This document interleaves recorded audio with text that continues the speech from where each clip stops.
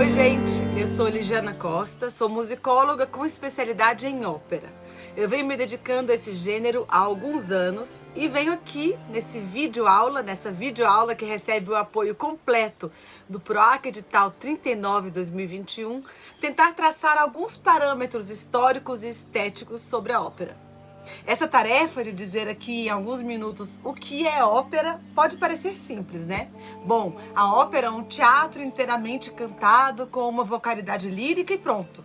Mas não, na verdade, tentar definir esse gênero que está sempre em mutação desde seu nascimento até a sua possível data formal de morte e chegando à sua ressurreição é uma tarefa ousadíssima. Eu pensei nessa aula como uma possibilidade introdutória para quem nunca foi à ópera na vida, e espero que tenha vontade de ir na ópera depois desse papo, e também para quem já é frequentador dos espetáculos de ópera, e também ainda para quem trabalha com ópera e que deseja me ajudar a pensar sobre esse gênero.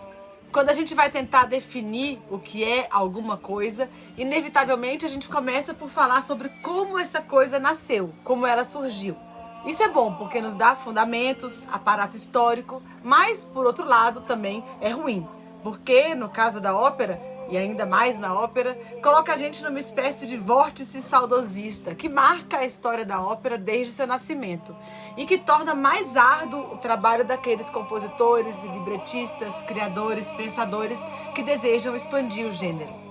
Mas eu vou começar por aí sem medo, porque ao mesmo tempo eu sou uma musicóloga, especialista nesse período do chamado nascimento da ópera.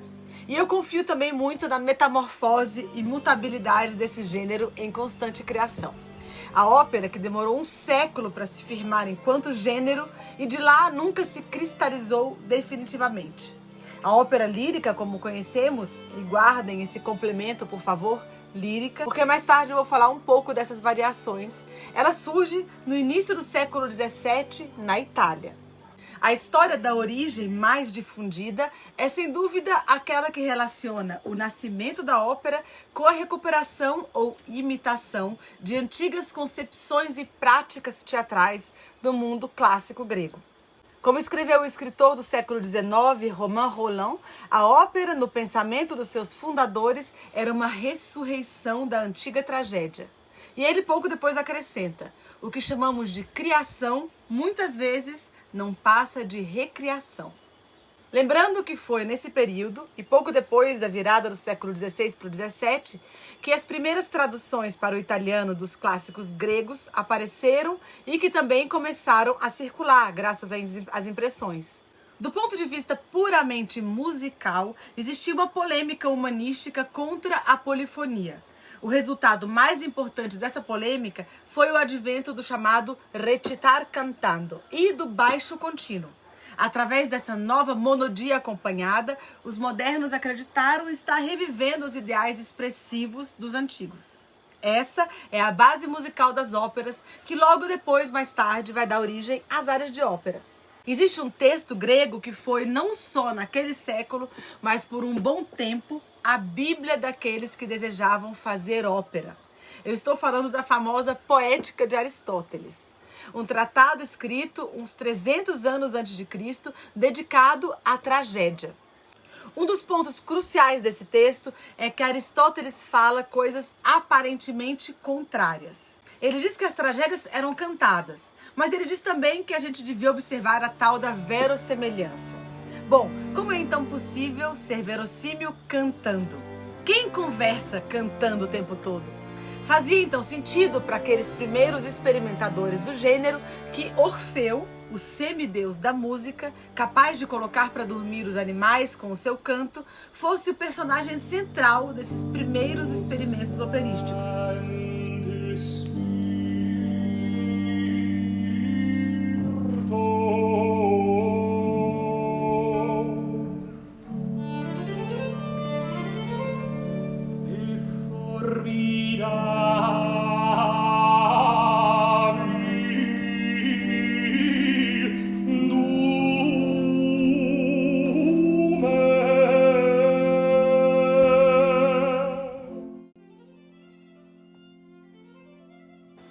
Como diz o musicólogo Emanuele Senich, a ópera é o único gênero entre os diversos gêneros da história das criações artísticas no qual a teoria surge antes da prática.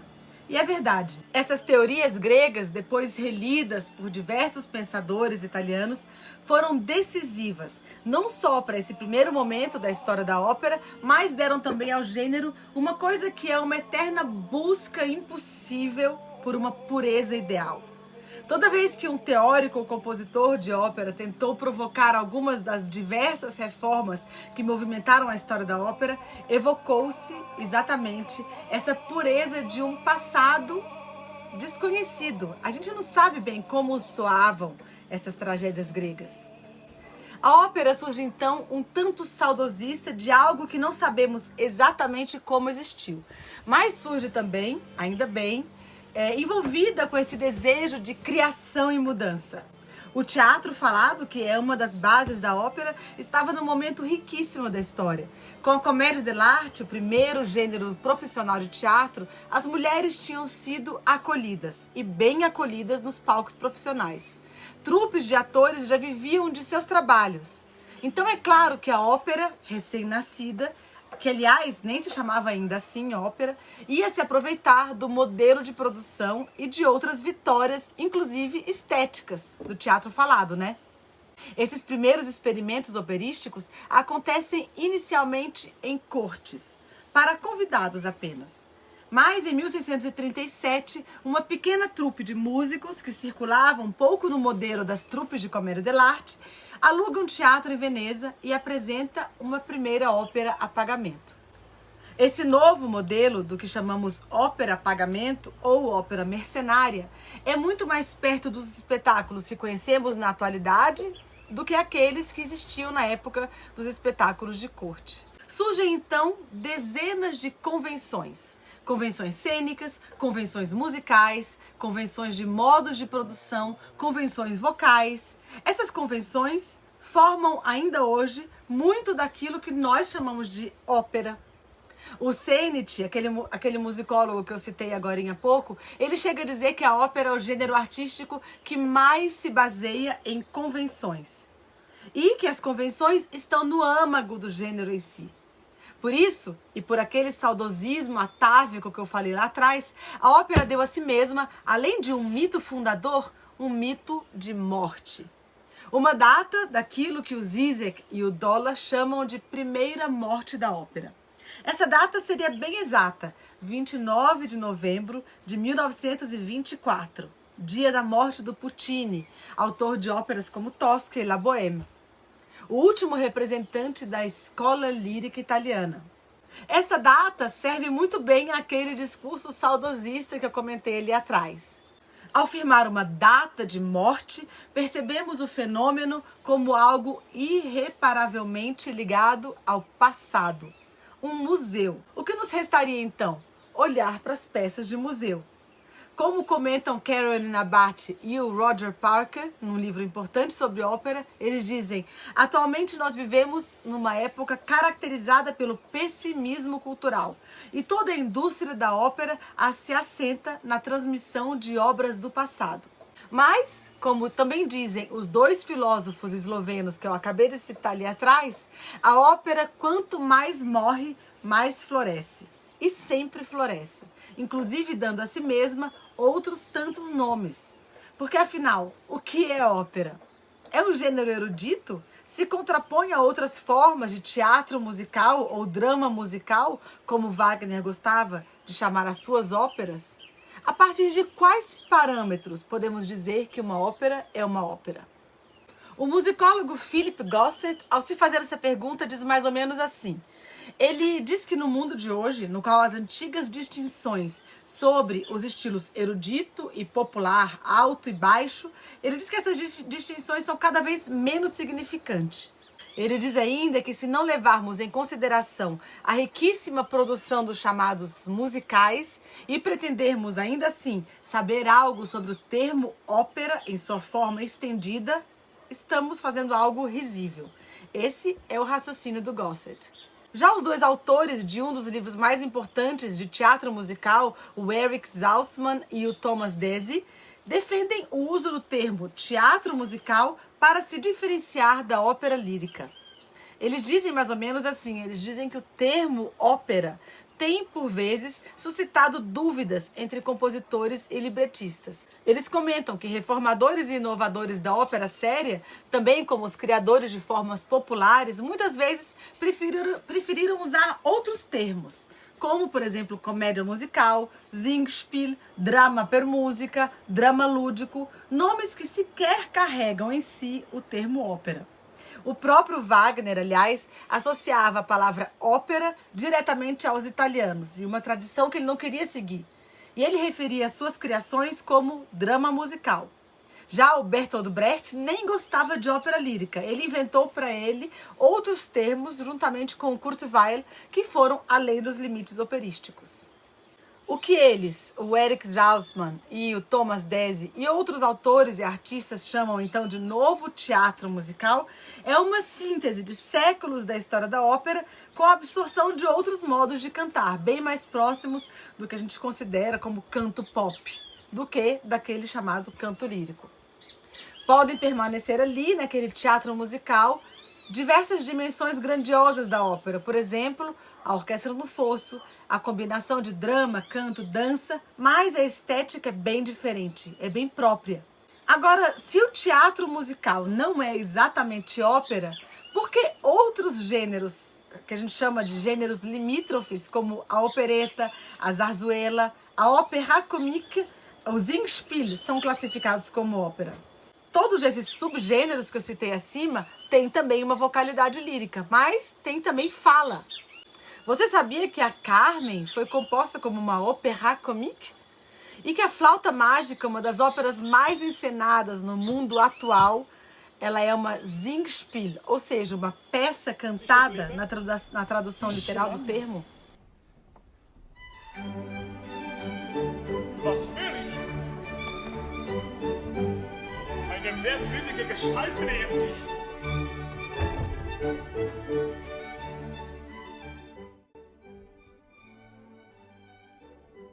E aí, o que faz delas criações que podem entrar embaixo do grande guarda-chuva do que hoje chamamos ópera? O que elas têm que um musical como Oklahoma não tem? Voltando à nossa pergunta inicial, o que afinal então é ópera? Vou até o dicionário mais importante da música ocidental, o Grove.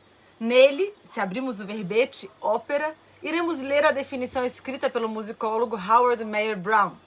E ela começa assim: concebida de forma mais restrita, a palavra ópera significa um drama em que atores cantam o tempo todo. Ou seja, se levarmos essa primeira definição ao pé da letra, poderíamos incluir, embaixo desse enorme guarda-chuva, vários tipos de teatro com música, inclusive o próprio teatro musical do tipo Broadway. Enfim, como vocês entenderam, essa discussão é complexa e passa por muitas questões.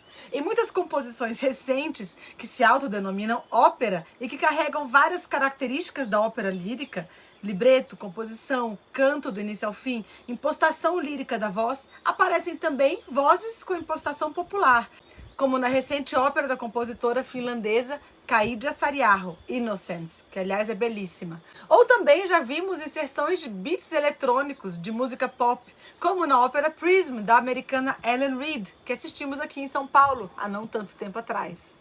Mas parece que a questão da sonoridade vocal aparece em diversas definições do que é a ópera lírica. Essa voz pensada como algo sobre-humano, sobrenatural, objeto central de adoração dos melômanos e que poderiam ser, sem dúvida, temas, essas vozes, de outro vídeo inteiro. Essas vozes talvez sejam a classificação principal do que é ópera, ou não. Mas sigamos pensando e focando mais no que é esse gênero. Orquestras, cantores com vozes líricas, composição, encenação, libreto. Uma desconstrução também daqueles parâmetros tradicionais do que consideramos ser a ópera é também a própria dramaturgia, o libreto. Aquela ideia de dramaturgia linear, personagem, etc., ela já não existe mais dentro do chamado teatro pós-dramático. Então é possível que você vá à ópera, como aqueles que foram, por exemplo, ver a marcante ópera, aquela ópera que se chama ópera Einstein on the Beach, do Philip Glass e do Bob Wilson. 4. B. Those 1. ways. Will it get some 79. with 87. 86. Nessa ópera a gente não tem narrativa e nem personagens, mas temos uma dramaturgia aberta e temos música. É ópera? Bom, segundo o criador Bob Wilson, é sim, porque esse espetáculo foi pensado e criado para uma casa de ópera. E aquelas óperas midiáticas para TV e vídeo? E até computadores no lugar dos cantores, são ópera? Por que não seriam? A primeira ópera composta expressamente para televisão foi encomendada ao Giancarlo Menotti pela NBC e foi um grande sucesso. Se chama Amal and the Night Visitors e foi lançada em 1951. But father, let me stay a little longer. The wind is cold, my cloak is warm. Let me stay a little longer. The night is dark, the sky is light. Let me stay. Já durante a pandemia, nós vimos centenas de experimentos de ópera para vídeo e até mesmo aplicativos e jogos pipocando pelo mundo. Na maioria deles não temos orquestra. E aí, é ópera? A pesquisadora Bianca Michaels, em um artigo chamado Is This Still Opera?, se debruça sobre algumas dessas experiências. Ela diz que os processos tecnológicos de mediatização influenciam profundamente não só as práticas operísticas, mas também a nossa ideia do que é ópera. E daí ela estuda experiências que substituem a medialidade do palco operístico convencional com as suas tradições cênicas e hábitos de percepção por uma medialidade que se baseia nos meios digitais e audiovisuais. Portanto, ela usa o termo media opera. E ela usa esse termo também como um guarda-chuva, por sua vez, para definir ópera de rádio, ópera de televisão, ópera de vídeo, ópera de internet. Para se referir a óperas que são conceitualmente baseadas em tecnologia de reprodução, como o audiovisual e mídia digital.